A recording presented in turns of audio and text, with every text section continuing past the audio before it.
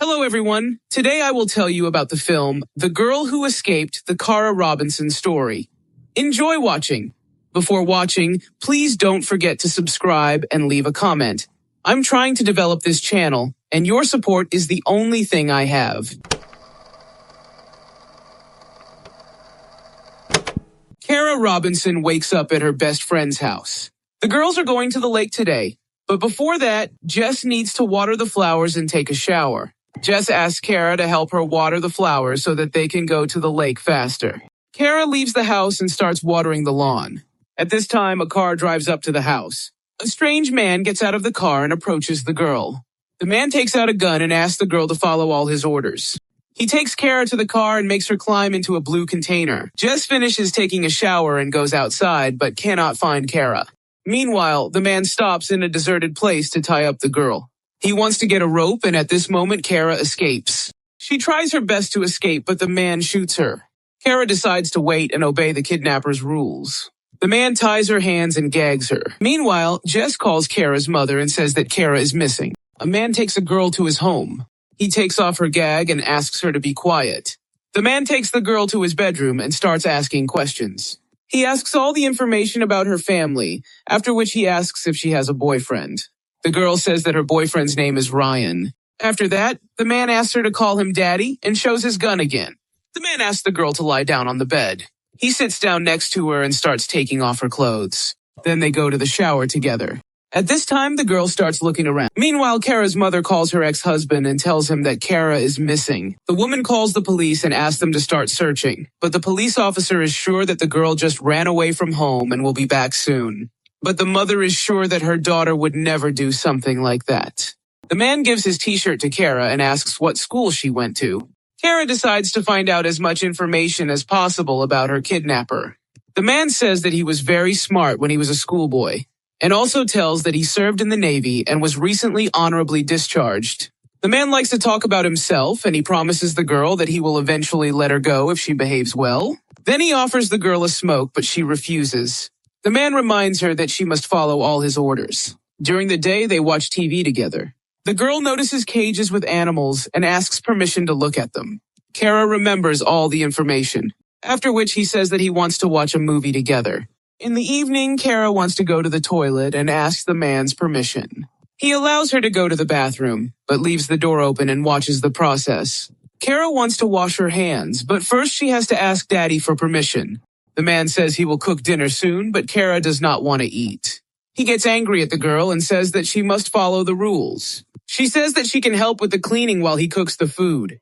The man allows Cara to sweep the floor. While cleaning, Cara goes to the refrigerator and tries to remember the phone number of the dentist. She also notices a calendar and memorizes the notes on it. The man just watches the girl sweep the floor and at the end asks her to take off her t-shirt. Meanwhile, Cara's mother has gone to the police station.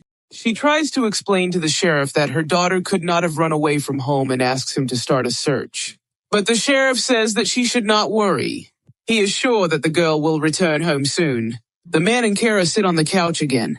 He turns on the news and says that the police have not started a search for her. He says that her parents and friends do not care about her. Suddenly, the man becomes aggressive and orders the girl to get up and go to the bedroom. He says that he needs to make one call and she should get into the container and not make noise.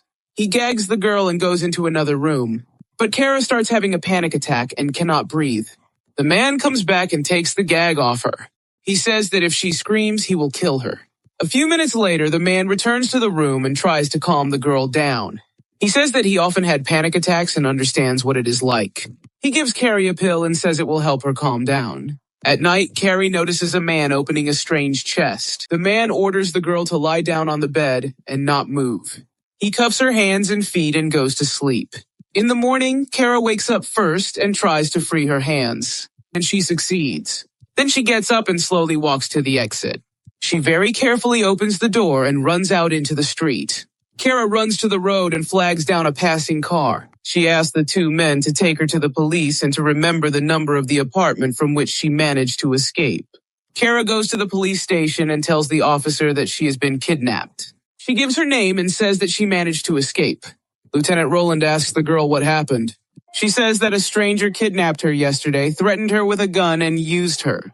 Sergeant Jenkins asks the two men who brought the girl where they found her, but they only give the street because they did not remember the apartment number. Lieutenant Rowland tells Carrie that her mother contacted the police 17 hours ago. He calls the woman and says that Kara has been found. The police officer asks Kara if she remembers where the apartment is where the kidnapper lives.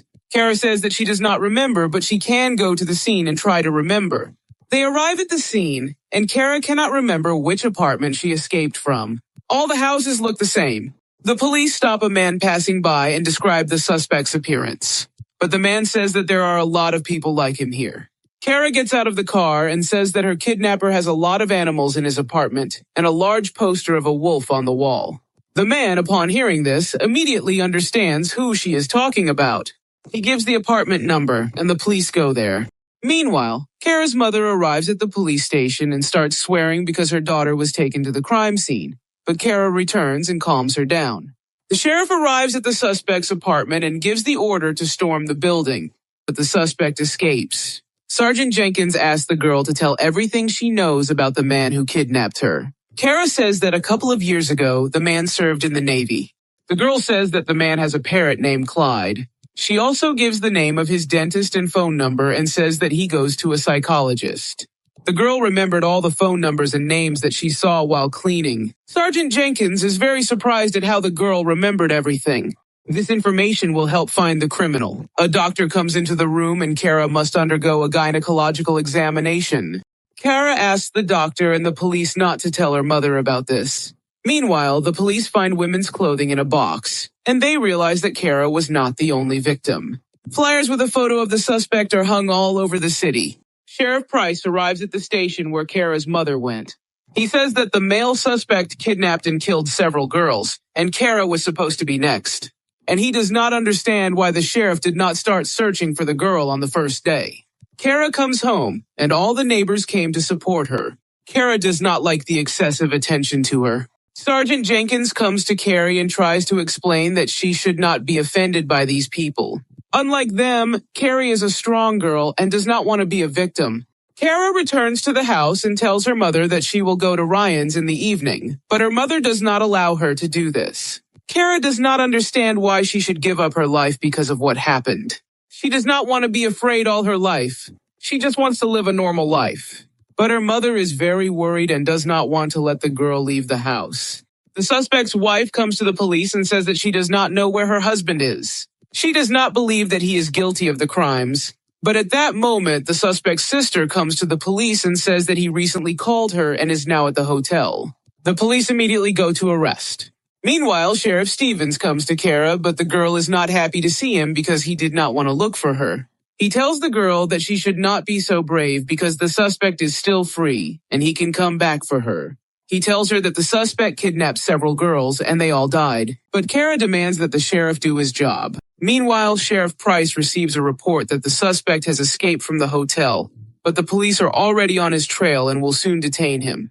The sheriff is surprised that the little girl not only escaped from the maniac, but was also able to help the police find him. The sheriff comes to her home and says that the man will soon be detained. He says that the girl should not be a victim because she is a hero. He thanks the girl and promises to let her know when they catch the criminal. After this conversation, Kara is going to go to a baseball game to support her boyfriend, but her mother does not want to let her leave the house. Kara again says that she wants to live a normal life. Kara leaves the house and goes to a baseball game. Meanwhile, the police have calculated the location of the suspect. After a while, the man appears on the street and a chase begins. The police catch the criminal, but he takes out a gun and shoots himself in the head. Kara returns home, and her mother does not tell her what happened. The woman tells about it in the morning, and Kara is very angry about it. At this time, the sheriff arrives and apologizes for not telling her right away. The girl says that she wanted to look into the eyes of the criminal before he went to jail. But the sheriff tells her that there is no need to worry about it, because the maniac realized everything before his death and realized that he was defeated by a little girl. This is where the film ends.